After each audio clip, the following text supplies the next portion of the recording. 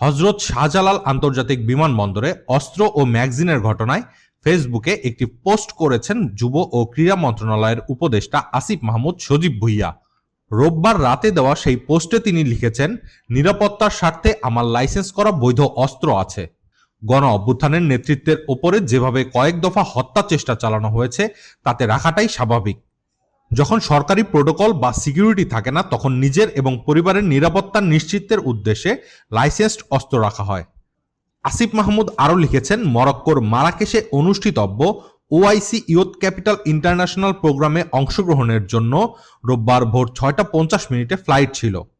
ভোরে প্যাকিং করার সময় অস্ত্রসহ একটা ম্যাগাজিন রেখে আসলেও ভুলবশত আরেকটি ম্যাগাজিন ব্যাগেই রয়ে যায়, যেটা স্ক্যানে আসার পর আমার প্রোটোকল অফিসারের কাছে হস্তান্তর করে আসি।